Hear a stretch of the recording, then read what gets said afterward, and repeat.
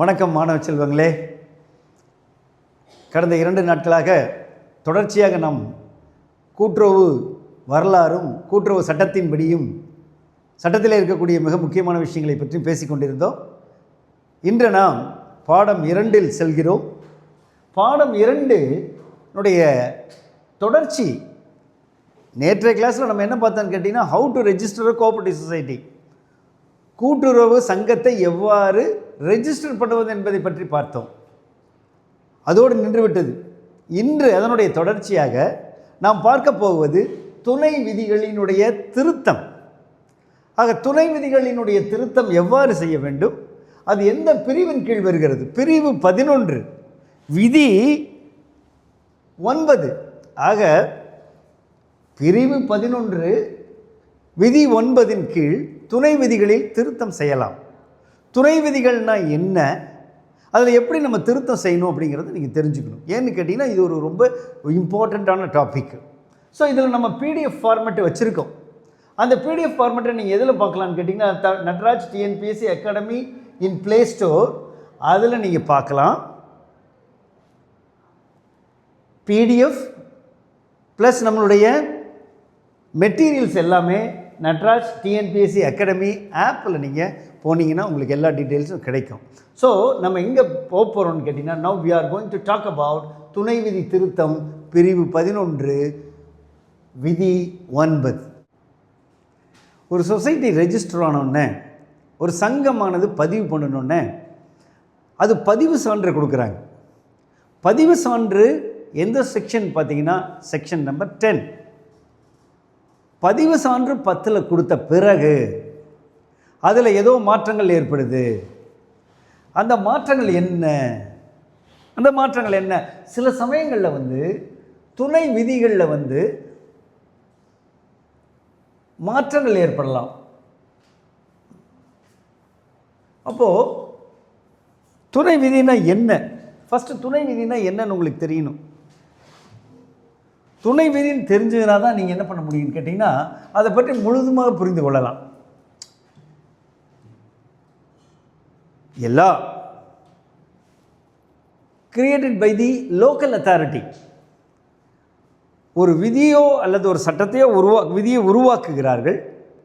அந்த விதி யாருக்கு மட்டும் என்று பொருந்தும் என்றால் அந்த நிறுவனத்திற்கு மாத்திரமே பொருந்தும்.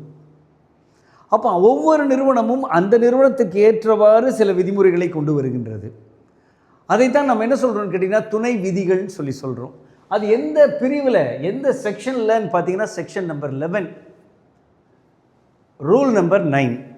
ஆக செக்ஷன் நம்பர் 11 ரூல் நம்பர் 9 என்ன சொல்லுதுன்னு கேட்டிங்கன்னா, பைலாஸில் சேஞ்சஸை கொண்டு வர்றதுக்கு பர்மிட் பண்ணுது அல்லது அலோவ் பண்ணுது. ஏன் பைலாவில் சேஞ்சஸ் பண்ணணும்?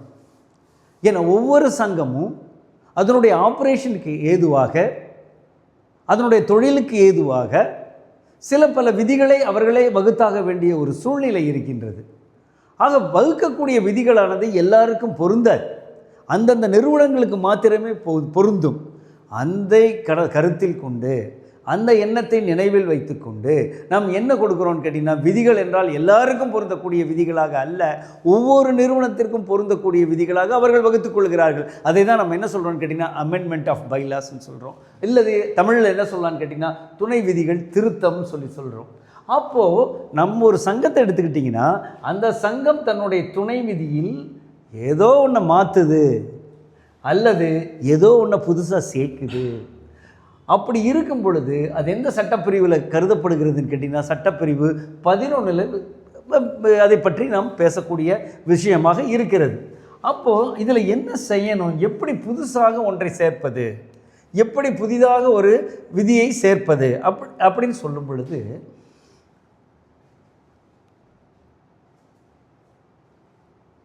ஒரு அறிவிப்பு கொடுக்க வேண்டியது இருக்கிறது. அதுதான் இங்கே பாருங்கள், முன் அறிவிப்பு கொடுத்து பேரவையை கூட்ட வேண்டும். ஜென்ரல் பாடியை தான் நம்ம என்ன சொல்கிறோம்னு கேட்டிங்கன்னா, பேரவைன்னு நம்ம சொல்கிறோம். அப்போ ஜென்ரல் பாடி மெம்பர்ஸை இன்வைட் பண்ணுறதுக்காக நம்ம என்ன பண்ணுறோம்னு கேட்டிங்கன்னா, ஒரு நோட்டீஸ் ஒன்று இஷ்யூ பண்ணுறோம். நார்மலாக எவ்வளோ நாள் இருக்குன்னு கேட்டிங்கன்னா 15 days இருக்கலாம்.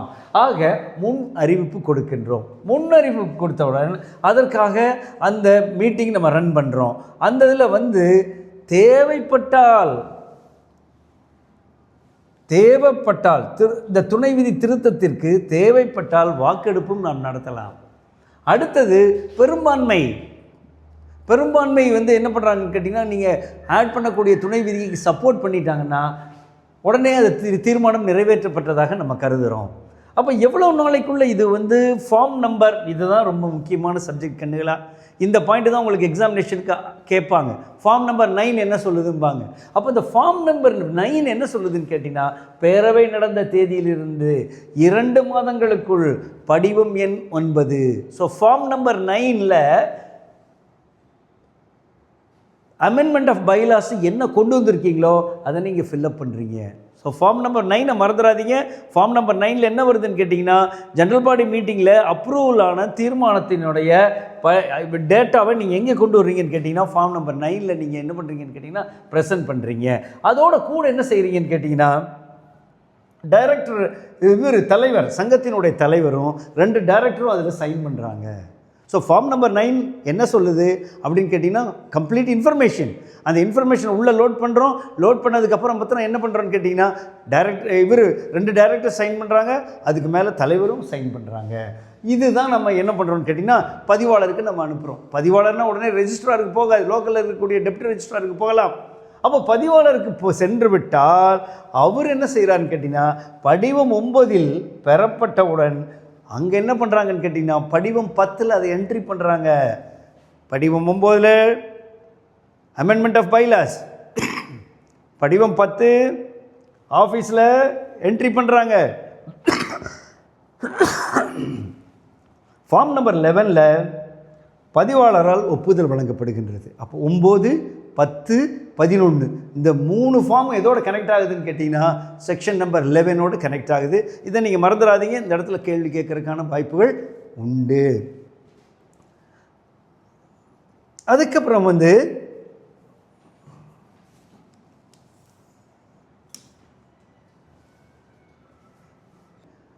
அந்த துணை விதியை பதிவு செய்தால், செய்யாமல் போனாலும் அது நடைமுறைக்கு வந்துடுது. எப்படி நடைமுறைக்கு வருது அப்படிங்கும் பொழுது பார்த்தீங்கன்னா, 120 நாள் டைம் லிமிட் இருக்குது. ஆக நீ என்னைக்கு அனுப்புகிறீங்களோ அதிலிருந்து 120 நாளைக்குள்ள ரெஜிஸ்ட்ரார் பர்மிட் பண்ணிட்டா துணை விதிகள் நடைமுறைக்கு வந்து விடுகின்றது. சப்போஸ் 120 நாட்களுக்குள்ளே ரெஜிஸ்ட்ரார் எந்த விதமான பர்மிஷனும் கிராண்ட் பண்ணல, இல்லை டினை பண்ணல, எதுவுமே பண்ணாமல் அப்படியே இருந்ததுன்னா 121ஆவது நாள்லேருந்து மறுபடியும் அது என்ன ஆயிடுதுன்னு கேட்டிங்கன்னா, கிராண்டடாக மாறிடுது. துணை விதிகள் அமெண்ட்மெண்ட் ஆஃப் பைலாஸ் ஆப்ரேஷனுக்கு வந்துடுது. ஆனால் அதில் ஒரு முக்கியமானது இருக்குது. அதுக்கப்புறம் 90 டேஸ் மறுபடியும் ரெஜிஸ்ட்ரார் எடுத்துக்கிறார். அந்த 90 நாள் என்ன பண்ணுறான்னு கேட்டிங்கன்னா, முடிவெடுத்துடுறார். முதல்ல 120 நாள் முடிவெடுக்கலை. முடிவெடுக்காதனால அமெண்ட்மெண்ட் ஆஃப் பைலாஸ் ஆப்ரேஷனுக்கு வந்துருச்சு. பட் ஆனாலும் அவங்க விடாமல் 120 நாள்லேருந்து அடுத்து 90 நாளைக்குள்ளே மறுபடியும் முடிவெடுத்து ஒரு முடிவை சொல்கிறாங்கன்னா, அப்போ தான் என்ன ஆகுதுன்னு கேட்டிங்கன்னா, மறுபடியும் அதில் ஒரு மாற்றம் வரதை நீங்கள் பார்க்கலாம். ஆக சில சமயங்களில் ரெஜிஸ்ட்ரார் துணை விதிகளுக்கு சங்கத்துக்கு முரண்பாடாக தோன்றினால் பதிவை கூட அவரால் என்ன செய்ய முடியும்னு கேட்டிங்கன்னா, ரத்து செய்ய முடியும். ஆக நல்ல மனதில் வைத்துக் கொள்ளுங்கள். இங்கே டைம் லிமிட் எவ்வளோ சொல்கிறோன்னு கேட்டிங்கன்னா 120 நாள். 120 நாளைக்கு அப்புறம் மறுபடியும் என்ன கொடுக்குறோன்னு கேட்டிங்கன்னா 90 டேஸ். யார் கொடுக்குறாங்க? அந்த டெசிஷன் எடுக்கிறதுக்கு ரெஜிஸ்ட்ரார் எடுத்துக்கொள்கிறார். அதுதான் இதில் நம்ம பார்க்குறோம். இதுதான் இதில் ரொம்ப முக்கியமான ஏரியாவும் இதுதான். இதன்படியில்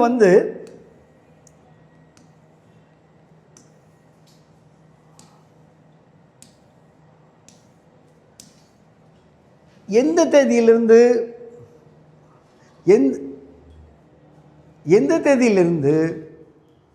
இது அமெண்ட்மெண்ட் ஆகிருக்கு அப்படிங்கிறது அவரே மென்ஷன் பண்ணார்னா, அந்த தேதியிலிருந்து நம்ம என்ன பண்ணிடுறோம்னு கேட்டிங்கன்னா, நம்ம சங்கத்தில் அதை இன்க்ளூட் பண்ணிடுறோம்.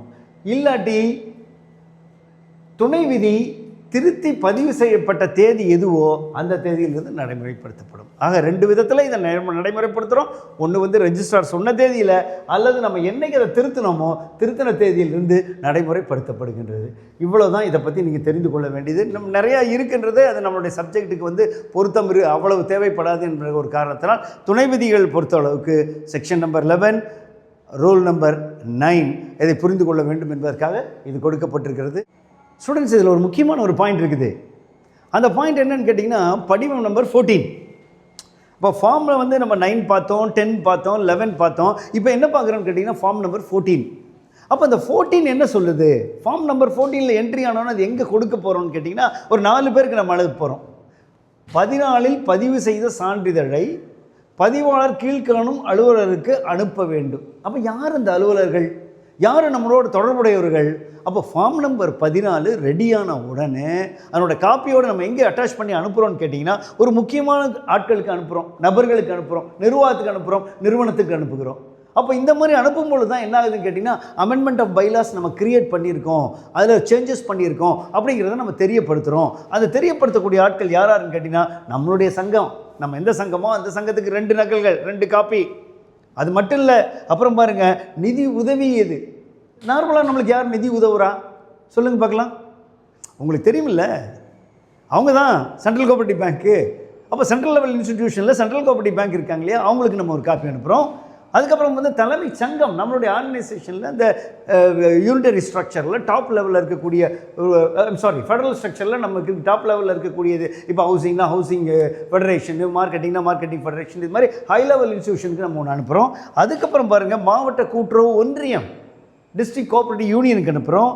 அதுக்கப்புறம் வந்து உயர் அலுவலக ஜாயிண்ட் ரெஜிஸ்ட்ராருக்கு அனுப்புகிறோம். அதுக்கப்புறம் உதவி இயக்குனர், கூட்டுறவு தணிக்கை. ஏன்னு கேட்டிங்கன்னா, நம்மளுடைய இதை ஆடிட் பண்ண வேண்டியது இருக்குது. ஆடிட் பண்ண வேண்டிய பர்பஸ்னால நம்மளதில் என்னென்ன சேஞ்சஸ் கொண்டு வந்திருக்கோமோ அதை நம்ம யாருக்கு அனுப்ப வேண்டியது இருக்குன்னு கேட்டிங்கன்னா, அசிஸ்டன்ட் டைரக்டருக்கு அனுப்ப வேண்டியது இருக்குது. ஸோ நம்ம கூட்டுறவு தணிக்கை டிபார்ட்மெண்ட்டுக்கு நம்ம அனுப்புகிறோம். ஸோ நல்லா புரிந்து கொள்ளுங்கள். இங்கே மறுபடியும் நம்ம என்ன பண்ணுறோம்னு கேட்டிங்கன்னா, ஃபார்ம் நம்பர் 14 கம்ப்ளீட் ஆகி எல்லாம் முடித்த பிறகு அதை நம்ம இவ்வளோ காப்பி எடுக்கிறோம். அந்த காப்பிகளை இவ்வளோ நிறுவனங்களுக்கு நம்ம அனுப்புகிறோம். இதை அனுப்பி முடிக்கும் பொழுது கம்ப்ளீட்டாக எல்லாம் முடிஞ்சு விட்டது, அமெண்ட்மெண்ட் ஆஃப் பைலாஸ். தேங்க்யூ. இதோட நம்ம இந்த சப்ஜெக்ட் நிறுத்துகிறோம். அடுத்துக்கு இப்போ நம்ம போகிறோம். தேங்க்யூ. தம்பிகளா, மறுபடியும் நான் சொல்கிறேன், சப்ஜெக்ட் மேட்டர், சப்ஜெக்ட் டீட்டெயில்ஸ் நீங்கள் எதில் வாங்கணும்னு கேட்டிங்கன்னா, டெலகிராமில் போய் ரைட் பண்ணுங்கள். உங்களுக்கு வந்து கொஷின் அண்ட் ஆன்சர்ஸ் எதில் இருக்குதுன்னு கேட்டிங்கன்னா, நடராஜ் டிஎன்பிஎஸ்சி அகாடமியில் இருக்குது. அதனோட ஆப்புக்கு போங்க. ஆப்பில் you will get PDF as well as the questions.